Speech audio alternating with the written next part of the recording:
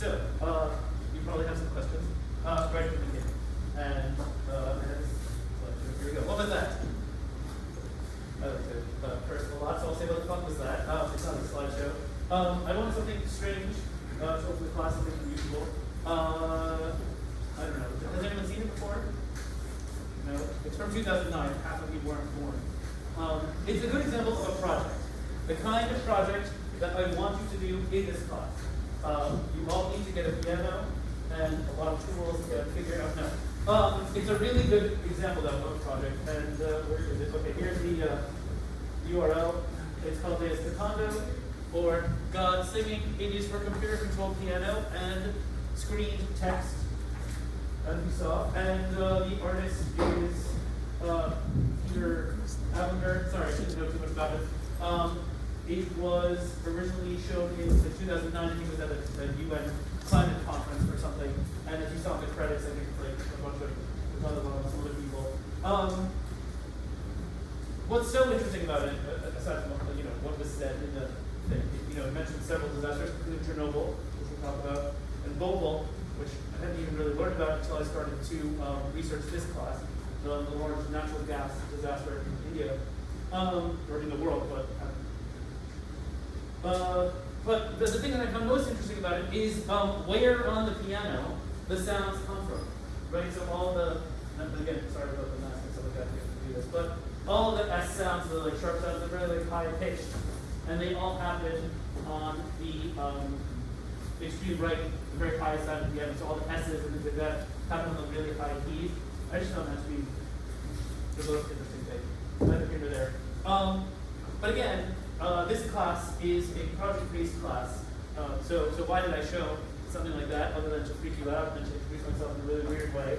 I think because it specifically mentions Chernobyl, it feels like a message from a post-apocalyptic future. I know it's hard to feel that way when you're in a room full of people, but when you watch the video, and you're welcome to watch it again, it's on the website, think of yourself as the only person left in the world, and the only thing that can talk to you is a strange synthesized computer. That's the kind of feeling that we're going for in this class from the beginning until the end. What happens when there are no more people left and when humans can no longer do.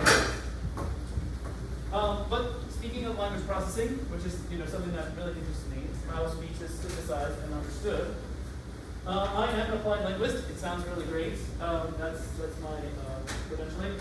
Meaning that my master's in TESOL qualifies me to teach languages, specifically English, but really any language that I know, to speakers of other languages.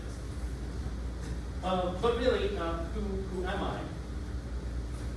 Really, we're an entire team, and the website is here, and I will have everyone introduce themselves Now, if you guys would come up one at a time, just come up all three of you if you don't mind. These are TAs. This is the teaching team. Here I am. I'm from Cranford, New Jersey. I don't expect you to know it, so you can click on the link and find the place. I went to the University of Chicago. I moved here in 2006. And after traveling and learning languages, I came to teach ESL. And I won't come back to this. I come from the Center for English Language Studies here at the university. We'll talk about that in a moment after everyone else introduces themselves. Next up, sorry. You. Yeah, it's Igor. It's older than it's true. It's me, Jeremy Dollar. Yeah, I did lots of today. Now I'm looking for theory. It's my fourth student so far. And basically, email, all the speakers from the Rebel Zone, and I'll see you some of you tomorrow. Okay. Right, so some of you have Igor, he's section A, right? Yes. Section A. I'll give you a chance at the end of the class to meet with your TAs briefly, so you can just say hi, get to know each other a little bit. Igor was one of my favorite candidates for the class because he goes to places like this general exclusion zone, and he has a lot of expertise in this area. I'm going to ask him actually in a minute. I'll ask you a couple things, especially the pronunciation of Ukrainian things because that's great. All right, next guy. Sorry, left. I'm Lefton, I'm from India. I did my undergrad in engineering. So then I was doing engineering and I did something else with design as well. And I worked in a bank, I did a bunch of stuff I'm not proud of. But I'm now doing a master's in design technology, so something in programming that is just so could be one of our things for this as well. Right. It makes it, yeah. It's applied technology. I specifically wanted Lefton on the teaching team because I expect him to be able to use his design expertise to help you design your project. So again, it doesn't matter whose section you're in. If you have questions about Chernobyl directly, like go to Igor. And if you have questions about design specifically, you can, always talk to these guys during our particular class. And finally. And if you have any other questions, I guess, come to me. I'm Nathalie, my pronouns are she, her, and I'm a second year PhD student in the Department of Anthropology. I came here in 2019 to do a master's in anthropology as well, and then moved on to the PhD program. Before that, I did a BA in archaeology and anthropology at UCL in London. Yes, there is a pattern here. And my work revolves mainly around questions of environmental and political philosophy and anthropology, especially in relation to multi-species world-making / building in the age of climate change. I'm also interested in writing about effect senses, prefigurative politics, and also theory and ethnography, and very curious about the production of knowledge and how it can be redefined and shaped. And I love to interrogate new forms of writing and developing ethnography. So I'm definitely not gonna push the traditional mode of writing and theoretical academic papers on you. I'm very curious to see what you can come up with, because that's also what I'm trying to do in my work. And if you have any questions about the research interest I listed because you're just curious about it, or you think it pertains to your personal interests and projects, please do and talk to me also about anything else, including about talking. And here's my email. Right, Nathalie, I'm not leaving you just as the catch-all. I want Nathalie on the team because of her environmental focus, right? It's a major focus of the class to think about the environment and how we interact with other species, what happens when our species is completely gone, and the interspecies stuff in the anthropology, really important stuff to ask. Now, so again, sections A for Igor, B for Nathalie actually, and C for Lefton. I'll have you meet with your TAs at that point. Very quickly, thank you. You're free to sit down. At some point, I will have them take over the entire class, but not yet. Lots to do before that point. I want to go quickly over the Center for English Language Studies, where I come from. I'm just going to have you look at this website, which I partially designed with the school. The Center for English Language Studies is the home for international students, and it's where a lot of people learn English as a second language here. We support academic experience of our linguistically diverse student body. The certificates and courses are probably not so interesting to most of you. This is where I have taught the most. I have taught in Parsons teaching writing, and I taught this course, which was developed from ESL course before, in the English for academic purposes program. It's a rather small program. Again, none of you are particularly there, but the services may interest you. Among the services here at the Center for English Language Studies, you have proficiency assessment, faculty development, consulting, curriculum design, research, and pronunciation help. The one that's open to everyone, regardless of your status here, is pronunciation help. They operate pronunciation workshops at the Center for English Language Studies. They are free, and if you have any desire or reason to attend them, to perfect English, if it's not your first language or things like that, that is a good place to go. So that is the Center for English Language Studies, where I currently work.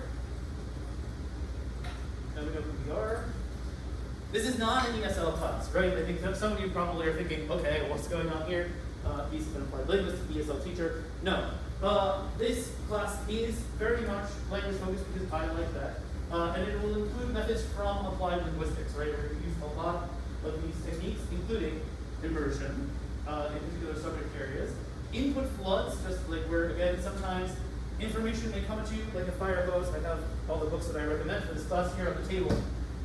But that's good for kind of immersing yourself in a set of ideas so that you can then afterward create in your projects, right? You want to absorb a lot of this stuff and move on. There's a content basis here, meaning there's a lot of history, there is film and media studies. We're going to go with the Chernobyl miniseries and Nausicaä of the Valley of the Wind, both the manga and the movie. We're watching those in their entirety in a cinema-like setting, and we'll analyze them according to things like segmenting and scenes and all the kind of stuff that you might find in the media studies class. And then of course we have science and philosophy that are really important. I mean, obviously anthropology and stuff like that falls in. I don't need to read it out again. Science, anthropology, science related to nuclear materials. How does a nuclear reactor work? What happens to your body when it's exposed to radiation? Those questions will definitely be tackled and thought about in this class. Also, what happens to the surrounding environment and things like that. Philosophy, utopias. We'll spend a lot of time on utopia. It's a major component of Nausicaä of the Valley of the Wind and of Chernobyl. Believe it or not, Chernobyl was designed as a utopian city, and we'll talk more about that, what cities around it. We will have intensive reading, meaning reading in class. In a couple lectures, I will ask you to read things off of your phone or laptop using a QR code, and you'll just read like certain things immediately in class so that you can discuss it with your peers directly. Extensive reading outside of the classroom, right? There's a significant number of books recommended. This is the most important one. This is my boxed set in Japanese, which I can barely read, of Nausicaä of the Valley of the Wind, the manga, and it is 7 volumes. So you can tackle that in a weekend. You can take your time and read it over months. But this is something I really want everyone to read. Reading the entire manga of Nausicaä of the Valley of the Wind is a major major recommendation on my part, which also includes, the other books you see here. You're more than welcome to come up at the end of the class and take a look at those. We'll talk about them on the syllabus. Translation and translanguaging. Nausicaä of the Valley of the Wind is obviously a Japanese film. I should be using the Japanese title, but I don't know why I'm not doing it. We'll watch that in Japanese with subtitles, right? Chernobyl is primarily in English, but there's Ukrainian and Russian inside. You'll see Ukrainian written, you'll see Russian written, you'll hear people speaking in those languages. I don't speak them. Igor, both of them, great. So Igor's going to be my point person on this. And translanguaging is a terrible jargon word from my field of applied linguistics, but it means that no one language needs to be dominant, right? If you find it easier to read the manga in Japanese, you speak Japanese already, read it in Japanese, please. If you can find a Chinese or Russian or French or whatever edition you want of the manga, go nuts. I have the English version here as well, and we have digital copies there. So whatever language you're most comfortable absorbing the texts in, that's the language I want you to use. Also, at a certain point, I'm going to teach you the katakana writing system. I'm pretty good at it. I studied Japanese for a number of years. But I think it will be fun because even in the English version of the manga, there's a lot of sound effects and it'll be good to know or brush up on. Vocabulary acquisition, we will acquire a lot of vocabulary related to science and utopia, mostly nuclear science and stuff like that. So that is where that will come in. Etymology, where do these words come from? You'll see more as we do the readings. What is the meaning behind the science words, oftentimes going back to Latin and Greek roots, will help you remember these words forever, and then will also help you decipher new science terms. So, obviously, we're all supposed to be proficient in English in order to take this class, but there are other languages inside of English. We've got scientific English, medical English, and things like that we will focus on. Conversation. This is a lecture class, and I'm sorry I'm talking a lot today. It's an introductory class. I hate doing it. I have a lot of slideshows and stuff like that, but there will be moments in class where I ask you to turn and talk to the person next to you. In fact, just for fun, why not do that now? Take like 2.5 minutes to introduce yourself to the person next to you. Ask them what section they're in, why they're here, things like that. Feel free to turn to your partner.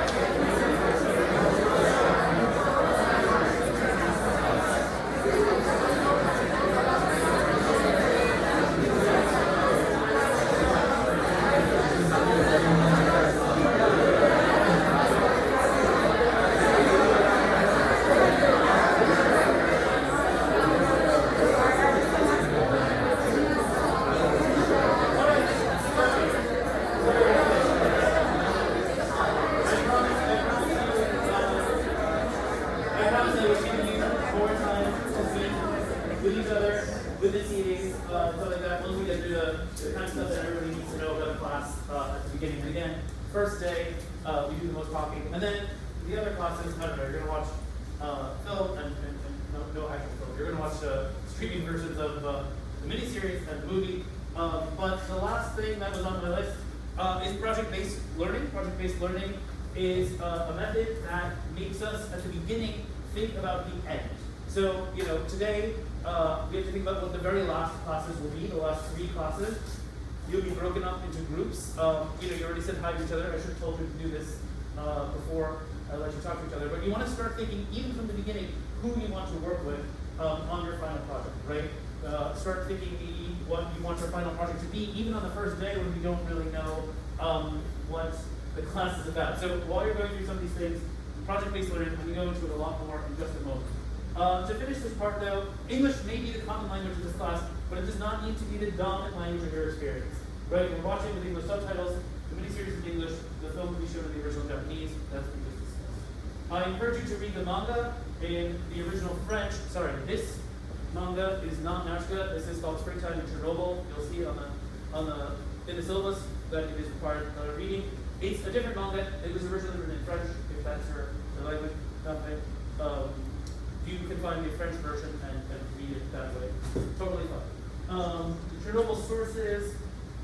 You could read these in Ukrainian and Russian. If you speak Ukrainian or Russian, where is it? Voices from Chernobyl, which is a collection of first-person accounts from Chernobyl, and Life Exposed is written by, I believe, either Ukrainian or Russian ethnographer who went through and looked at medical ethnographies of the disaster and victims. So, what is project-based learning? I'm going to pause the slides and look at the class website, which I will give to you in a minute. Okay, so, you saw the video. You can always watch the video again. Come back, go nuts, watch it before you go to bed, have nightmares, watch it when you wake up in the morning, think about new things. The whole slideshow is, of course, here. We went through the introduction of the teaching team, and now we're at the point of the website where we're talking about what is a project-based class. Right? So, I don't know, I think a lot of this comes from when I was proposing this course at the university, but it's about who you are. Right? If you're a fashion student, if you're an architecture student, if you're a design student, if you're a philosophy student, it doesn't matter what kind of student you are, you're going to bring that work here. If you have a project in another class that fits with this class, bring it, work on those projects together, that's totally fine. Of course, you're going to be working with classmates, but if you have a design project that you're working on in one class and you feel that it will work with this class, I'm happy to have you merge those things together, right? I feel the class is a natural fit for media studies students, documentary, animation, film history, science fiction, all of those projects are welcome. Students who are studying particular languages, you may be studying Japanese, Russian, Ukrainian. As a foreign language, I don't believe we offer Russian or Ukrainian at the new school, which is disgusting. Everyone should complain today that we have a pathetic selection of languages. But I know from experience, we do have a Japanese department, and if you are taking Japanese classes, feel free to incorporate what you're learning in those Japanese classes into what we're doing here. History, literature, art, design, all of these things can be brought to your project. This is how I was taught to do PBL, and you can look at this a little bit more closely if you want to by clicking on these links. I don't want to spend a lot of time here though, so as soon as I figure out how to go back.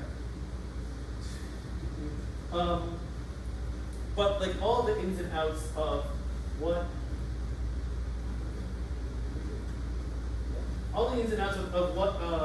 project-based learning, this visual is probably actually the best one to look at it together. You can see the whole visual. Yes, okay, great. Great. These things are supposed to all kind of support each other, one before the other. So we have something like a challenging problem or question. What happens when there are no people left in the world? Or what happens after a nuclear disaster? Or what happens in Nausicaa 1,000 years from now when people are clinging to the last of their civilization? Sustained inquiry, you do research into these particular areas, we watch the movies, we read some of the books. Authenticity, this comes from me and it comes from you. I mean, I always refuse to teach things that I don't like. My partner, who I had to put up with a lot while I was developing this course, was like, just call the class everything you like. Just don't call it anything else, it's everything you like. And it's true, I have an obsession with these particular things, and all of these things come from things that I genuinely have enjoyed studying and looking at for a number of years. That has to come from you as well, right? Find the things in the class that you like, the things that are the most authentic to your experience. Student voice and choice. That means you choose the projects. I do not tell you what the projects are. Of course, that would be stupid. That would be horrible. No papers. No, read this book and then tell me. No.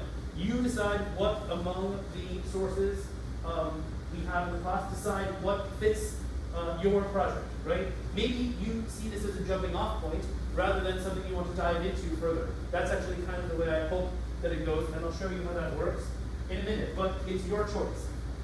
Reflection also kind of means editing. You go back, you work with your peers, you're reflecting on the project, how the project works. Critique and revision, kind of the same thing, but that's coming from maybe the TAs, maybe coming from me. And then finally, public product. Again, the last 3 days in this class will be your presentations.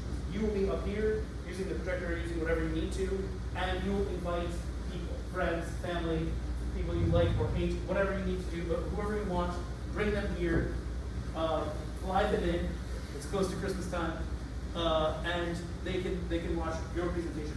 Also, we want to take the projects out of the classroom, right? If your project is useful as commercial applications, if your project has other artistic applications outside the classroom, that is of course encouraged.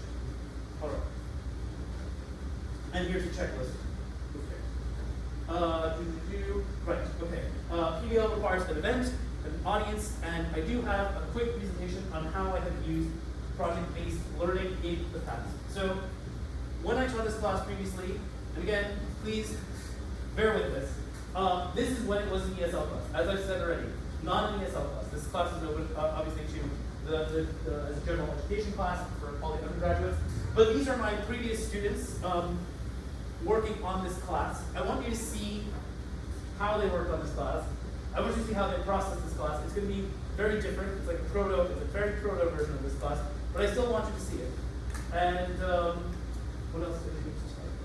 Oh yeah, because the projects that we got out of it, I really like them, and I really like the direction they went. So maybe this can help you think about what direction you want to go in with your project.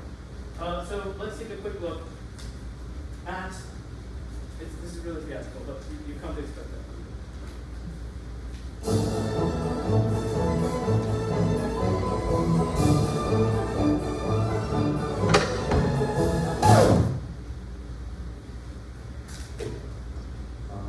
We learned PBL. PBL means project-based learning, and then there are research and speak and how to overcome our afraid of speaking about our presentation. And from this one.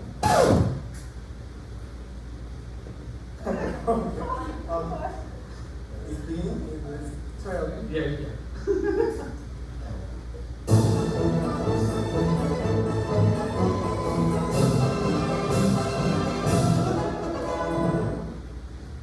We read a lot of manga and reading materials, news, fiction, like that. And then we learn a lot of almost 100 vocabulary memorized.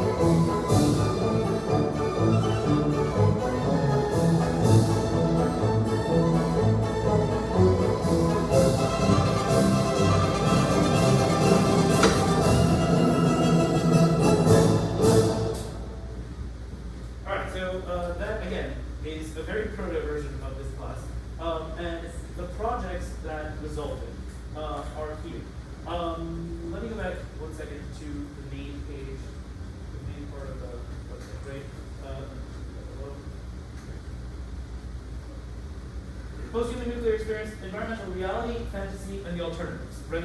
So this provided a framework for my previous students, and it can provide a framework for you as well, to think about how are we going to position our projects, right?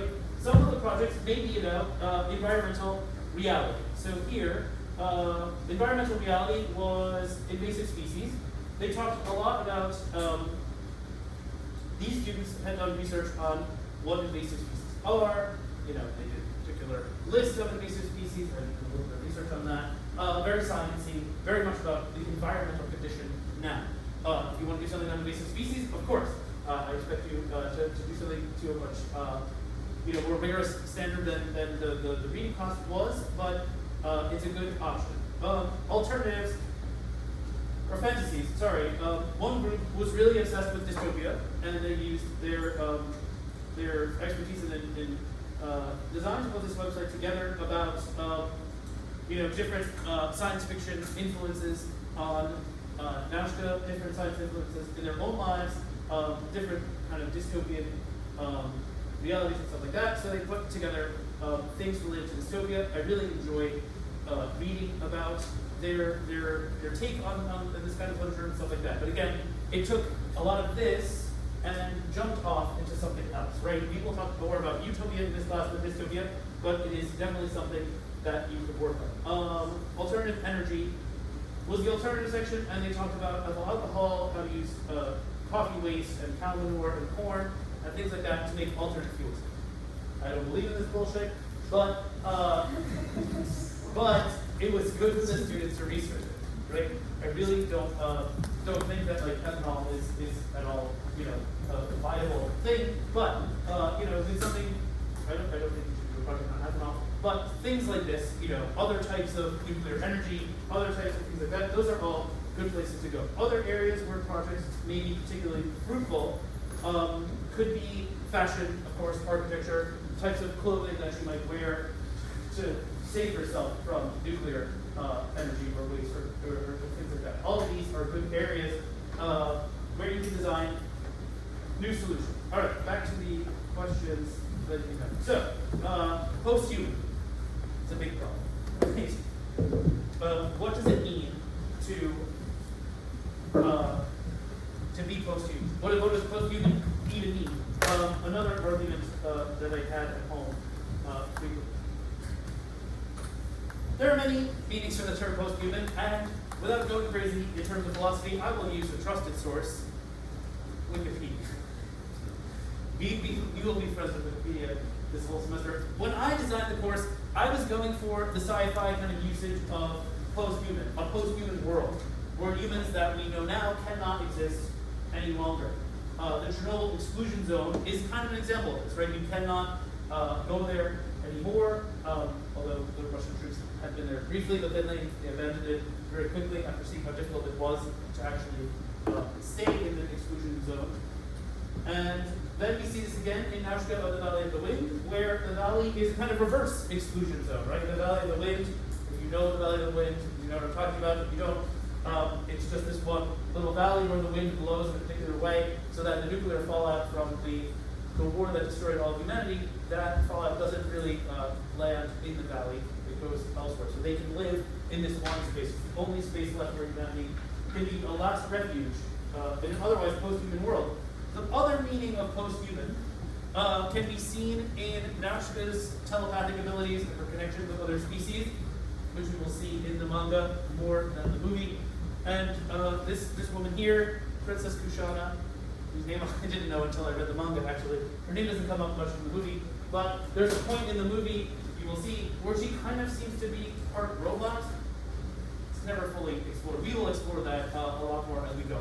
But post-human or post-human, I don't know how you can, whatever. Post-human or post-human is a concept originating in the fields of science fiction, futurology, interpretive art, philosophy that means a person or entity that exists in a state beyond being human.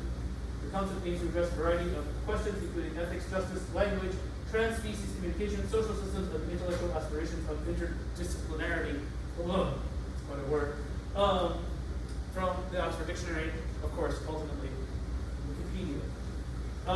Questions about what post-human is, that might be something you want to ask as we go forward.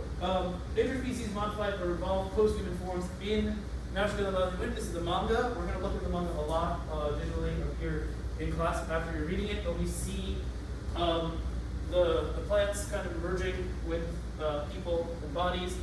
Nausicaa's interesting relationship with a large insect. And this character, who is not in the movie, but very prominent in the book, he has kind of Darth Vader-like characteristics. He cannot survive in the outside world. He has to be in a tank of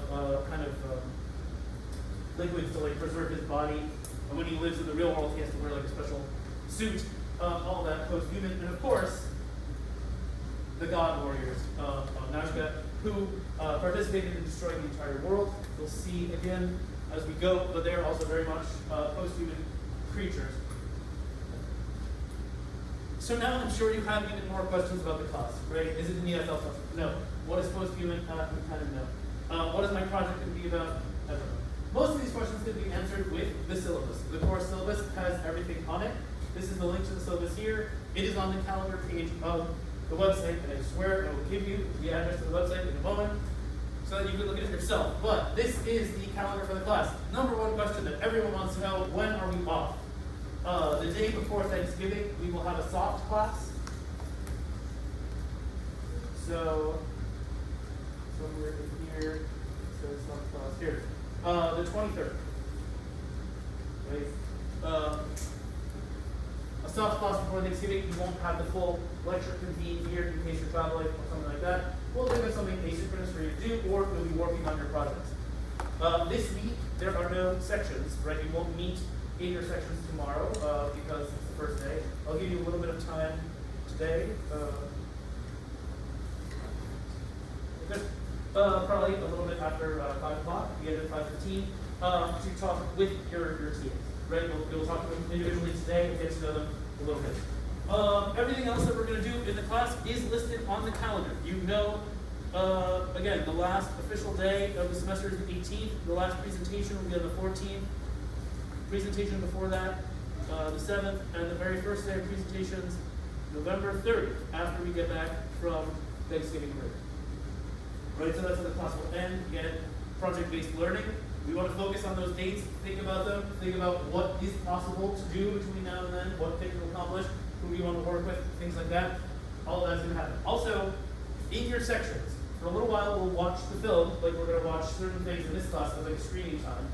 A lot of the rest of the time in your sections, you're just going to be working. That is time for you to work with your group mates, and you know the TAs, the teaching team here is there to facilitate them.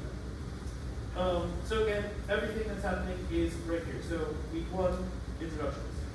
Week 2, we're going to watch episode 1 of the Chernobyl miniseries here in class. It's very important to me. You may have HBO Max. You can watch it at home. I know the way you people watch things. Probably have at least 6 screens in front of you. There's somebody else in the room. You're eating something. You stop every 5 minutes. We are going to focus. We're going to watch something like the way people used to watch it, the way directors think that you watch it, through like true spectatorship here in the classroom. We'll talk more about that as we go. Then week 3, we will have our first like explanatory lecture. It'll be about episodes 1 and 2, and I will kind of recap them. We'll talk about a lot of the influences, the science, the language, all that stuff I was talking about, reading in class, translanguaging, all that kind of stuff will happen in that kind of a lecture. And then it'll be like every other lecture until we finish that series around October 5th. October 5th, we'll reverse things. We'll watch the last episode of the miniseries here. Again, in terms of Nausicaa, the movie and the miniseries, at this point, I do not recommend that you watch them on your own. Don't waste your time. It's not homework. We're doing it in class for a reason, right? So if you haven't seen these things yet, if you haven't, just don't. Do not watch the last episode. Don't make the mistake that my TA over there left and date, where you only watch the last episode of the Chernobyl miniseries. Don't do things like that. You don't need to, right? You don't need to have an HBO Max account to attend this class. We're watching it in class. If you want to watch these things afterward, again, I encourage them. But for now, just leave it to the class when it appears in the class. If you can't wait and you want to know when it's going to happen, it's all on the calendar already. On the calendar, you can see everything we need. The syllabus. the Google Doc version of the syllabus. I'm just going to go over it very quickly. I love this quote, so I can't not. I can't not go through the quotes. From Louis Strauss, this was from 1954. It was the kind of thing that this is kind of bizarre, extreme optimism that people had, and maybe some people still have, about nuclear power, right? That we will have children who enjoy homes that with electricity that is too cheap to meter. No more famine in the world. We will travel effortlessly over the seas and under them through air with a minimum of danger and great speed, experience a lifespan far longer than our own, and disease yields, and we will come to understand what causes us to age. All because of nuclear technology, we have found that the opposite has generally been the case in terms of how disasters have worked and things like that. But at the same time, I don't know, I'm not totally against. This Chernobyl one is from Voices from Chernobyl. I want to talk about all the reading things. People buy Chernobyl apples for their in-laws. Cute. Miyazaki, I think we should stop using nuclear power plants because it's an old system that we can't control. No surprises. Miyazaki, who was a Marxist for most of his life, now I don't know, he's definitely a Marxist for most of his life, is also a rabid, very avid pro-environmentalist, right? I think they're building like a theme park now for Studio Ghibli, but like he doesn't want any trees cut down to build the park, right? He's very careful about that. So that's Miyazaki. Susan Napier is the film critic from Yale, who we will read. This is her book, Miyazaki World. It's kind of biographical. She talks about Nausicaa, who has the hard task of harder task than simply saving a Greek hero. Her mission is to revive a stricken, post-nuclear, war-torn world where life of any kind has become precarious. All right, of course, it's written to be read, and I'm not going to go through this, but let's quickly go over the required readings. All right, so again, just so you see them. Springtime in Chernobyl. I feel like it's an infomercial. This for the low price of $20, I'll throw in so much more. Miyazaki, Nausicaa of the Valley of the Wind. Here, this is the weirdest thing. I went to Forbidden Planet next to the Strand. They had every volume except number 2. No idea what happens in the middle. No, I'll show you in just a moment where you can get it all online. But if you want to buy these, they are about $12 each. So, unless you have a ton of money for this sort of thing, the online version is available and free for now. Don't tell the authorities. Nausicaa, and of course, if you read Japanese, the entire set for, I think it's $50. I did get it from Amazon. Sorry, I know. Don't use Amazon. It's evil. But what else is on? So those are the 2 most required manga. Selections from these books, we will go over the ones that are standing up. Voices from Chernobyl and Miyazaki World. Your TAs have promised me they're looking for electronic versions of these things, right? You guys are in charge. Midnight in Chernobyl, you will reference this a lot. Really worth reading. Not required, but recommended. It gives you like every possible detail from the minute that from many years before the disaster starts to many, many years after. Biographical accounts of almost all the major characters. Everything you've seen in the miniseries is not informed by this. Actually, they use this book, Voices from Chernobyl, more. This book came out after the miniseries, but it has most of the details and corroborates a lot. All right, next book on the list. Oh, no. I'm sorry, it was too heavy. I didn't bring Turning Point or Starting Points. These are kind of biographies of Miyazaki. They're not exactly, they're mostly press releases. Really interesting, worth taking a look. Other books. Oh, yeah. Utopia, very, very famous. Very short. Sadly, originally written in Latin by someone who spoke English. Like, Thomas More, an Englishman, writes this in like academic Latin in the 16th century. So it reads really strangely, but you should read this, in life. People reference it a lot. And it's worth a look. Utopia, Red Star, by someone who didn't invent blood transfusions, but was really instrumental in making blood transfusion a medical reality. He died in an experimental blood transfusion. Sorry, I don't recommend it. But the book is great. This is a double edition about a communist utopia on Mars. He's writing in like 1920 or something, and he's writing about a communist utopia on Mars. Very interesting. Recommended. On here, finally, the last one that I'll two more that I'll tell you about. Roadside Picnic, a very famous movie called Stalker, Tarkovsky, is based on this book. It's really worth a read. Constantly talking about the zone. The exclusion zone in Chernobyl feels like almost the same thing, although this was written before the Chernobyl disaster. Ecotopia is the weirdest book in my library, probably. It's about like a feminist, environmentalist utopia, like Oregon secedes from the United States, and it's written from the perspective of like a swinging asshole man who goes and looks at this feminist utopia and kind of poo-poos it, but then ultimately, of course, falls in love and gets like sucked into it in some sort of way and has to save it because it's horrible. But interesting ideas in the sense that it's like a book in the 70s about environmentalism and utopia.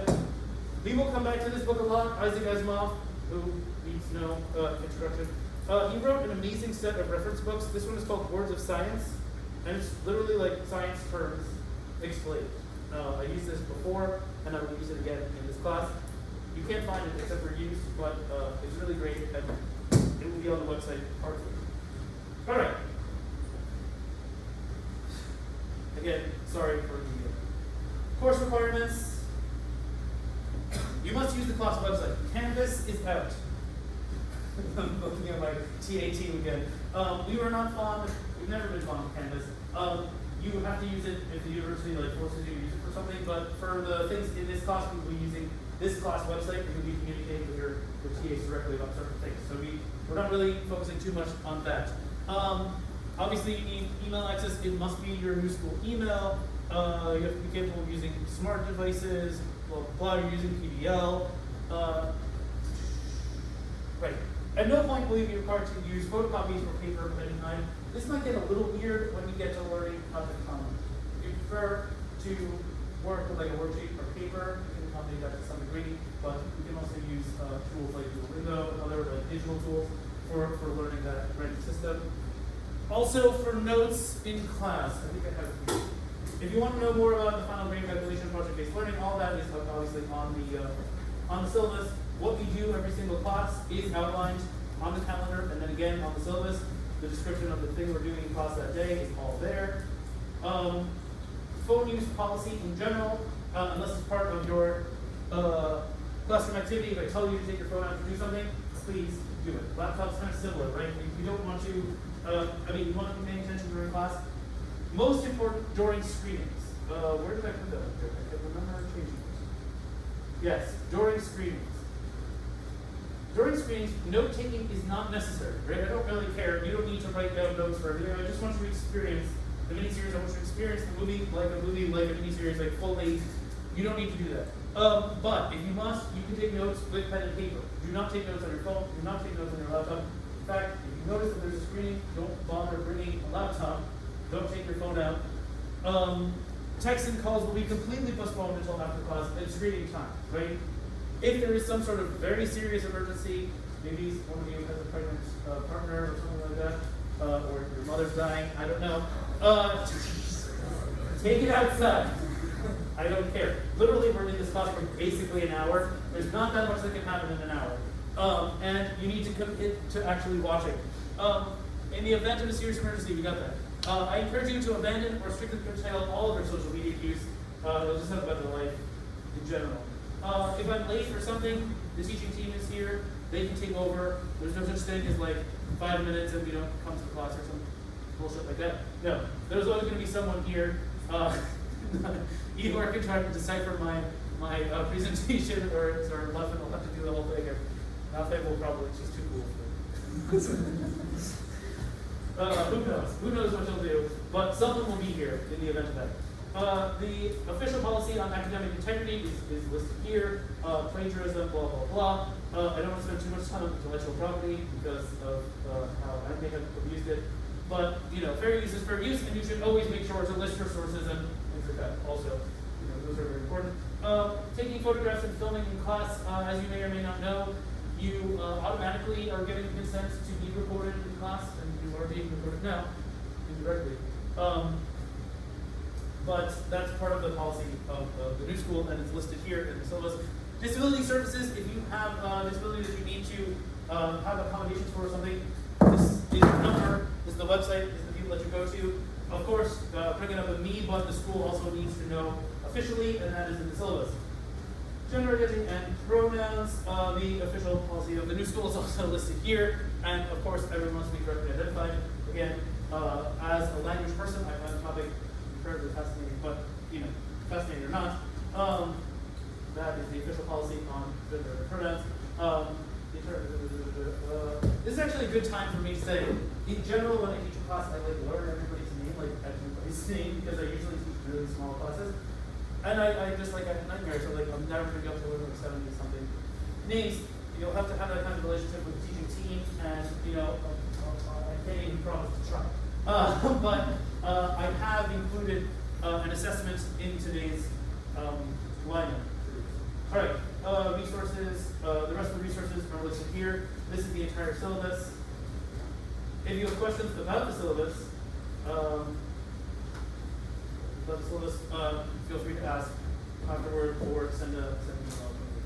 All right, so all that is available here. Let's get you the whole website because you probably want to see it. Take out your phone.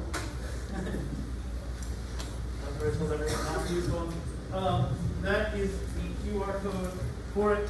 You can now share the website with your friends and family and the other people who are in this class. So if you forget the website for the class, you can always ask someone, hey, show me the page code. The other thing that you should do is, here it is on my phone, which you cannot really see.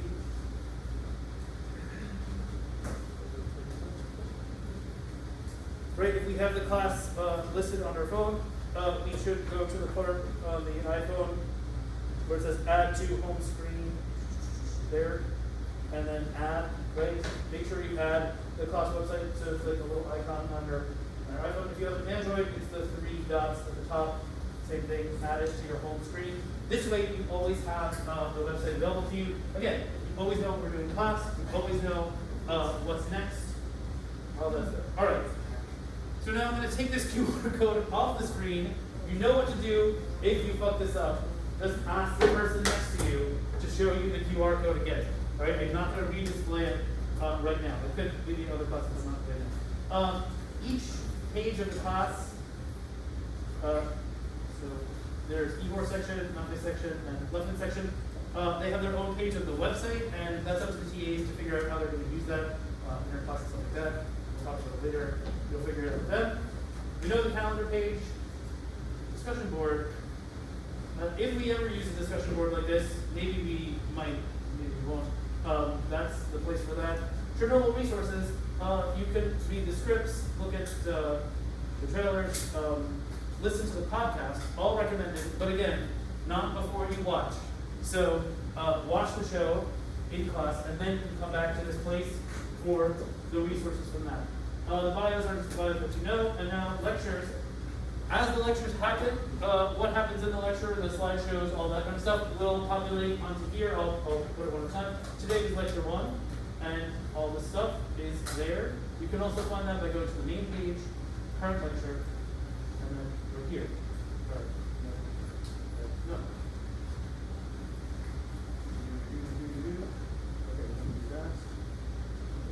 Okay, good. So we've been through all of this, all of that, questions, syllabus, the trailers.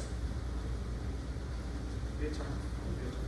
I'm going to show you the trailers for these things, just to get you salivating. I have no idea. So here is the Chernobyl bookmarks history. The trailer for the Chernobyl miniseries. Here we go.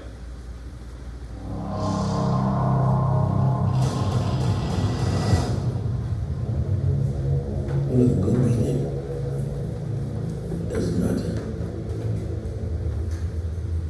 What does matter is that to them justice was done. See, the just world is the sane world. There was nothing sane about Chernobyl.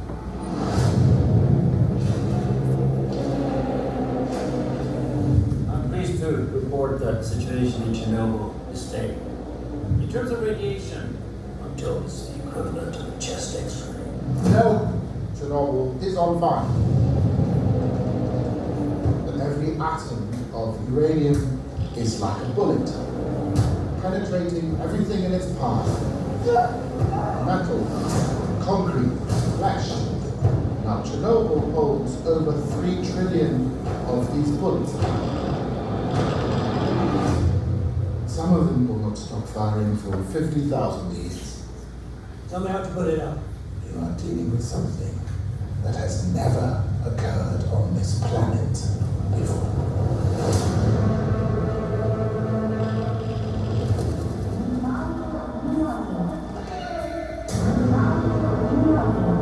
Cut the phone lines. Contain the spread of misinformation.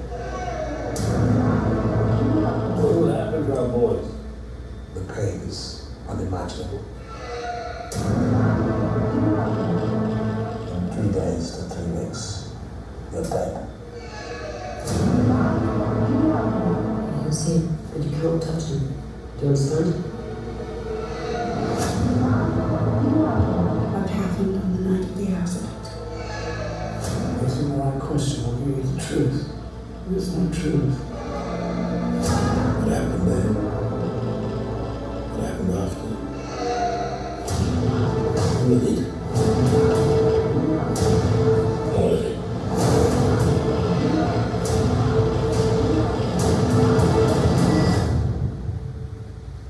Madness. it's a good moment to remind you that it's not like gory, but there is like kind of gross bodily things that will be shown. I'll try to warn you if it's really like problematic for you, you might want to tell me. You're free, of course, to leave if you're really disgusted by something gore or something like that. But it's no worse than a horror movie. And in fact, the production team was very careful to be medically accurate and not too abusive. We'll talk a little bit about that later. Here.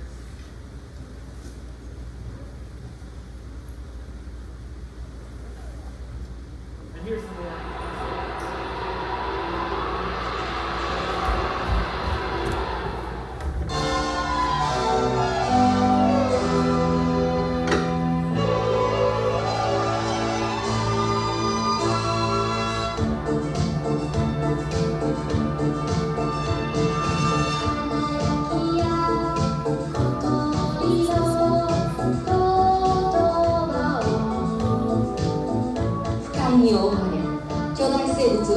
支配する滅亡寸前の未来世界。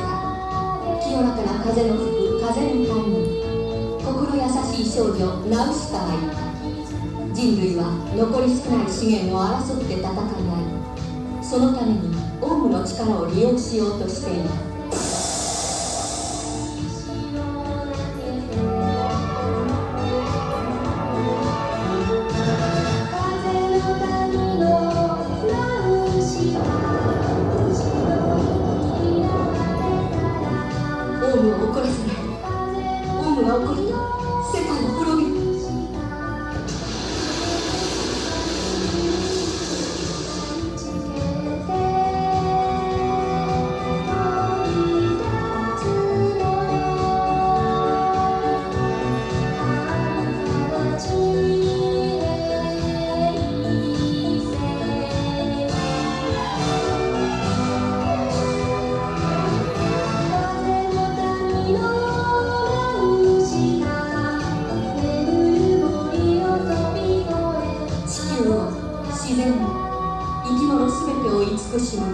ナウシカの愛と勇気が燃え上がる。詩純な愛と冒険にあふれたスペクタクルロマン、風の谷のナウシカ。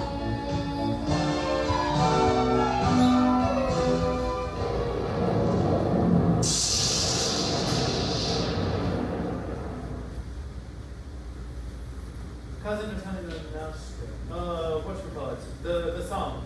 It's not in the movie. Don't worry. You'll never hear that song.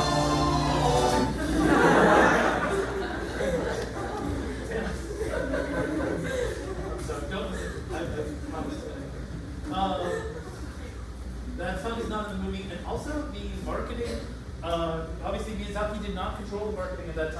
did not control the studio, so don't let that trailer dissuade you too much. It may make you excited, but that trailer's kind of hokey. Shit trailer made by a company that Miyazaki did not control. It was Nausicaa that made them the money to start Studio Ghibli. So, is that it? Oh, good. Okay. And that is most of almost all of everything that I have to tell you today before you meet with your TAs in 1 second. Two things, interesting diversions. Number one, if you want to know what would happen if a nuclear bomb or disaster occurred near you or your loved ones, Nuke Map by Alex Wallerstein allows you to do that. You can simply plug in what kind of a bomb or nuclear disaster you want, inflict it on your relatives or friends, and imagine what you might do in the event of a disaster. If, after this class, you're feeling a little contaminated, you can also purchase an entire Radiac Watch decontamination kit. The details are also on the website. Now, I do have homework for you. I'm sorry. In general, there will not be homework except for the project you have to do. But this survey asks you, who are you? It's going to allow me, because of the magic of Google, to set up a spreadsheet with all of your names and information here. So, your name as it appears on the roster. I hope you know how the university knows what your name is, but you know, it's always something, there's always a story to that. Number two, what do you prefer to be called, right? If you have a pronunciation or nickname or something like that, put it there. Your pronouns, you can list them here. You know, don't get cute with it. It's kind of required. New school email address only. Again, I'm not going to communicate with you through your personal email address. It's not allowed. So make sure you put your new school email address on there. You will need to sign into the new school to fill out this form. Again, it is at the bottom of the page here. There are many more questions in there, including things like what languages do you speak and what do you want to get from this class, what do you want to do, what do you not want to do. All that kind of stuff is there. I have a lot of questions for you, so it's all on there. Again, because I can't talk to you. That's it. In general, in future classes, I probably will ask you questions. I'm thinking about setting up discussion zones, but we'll deal with that. If you want to look at the books, you're more than welcome to come and take a look at the books. But for now, please organize yourself according to section. Guys, you want to get up? Sorry. Section B, you can all come here. Section B. If we have section B people over here, section C, if you want to go maybe that side. If you have left it from section C, here is section A. For B? B? Yeah, come here. B. This is your class. Good. Okay,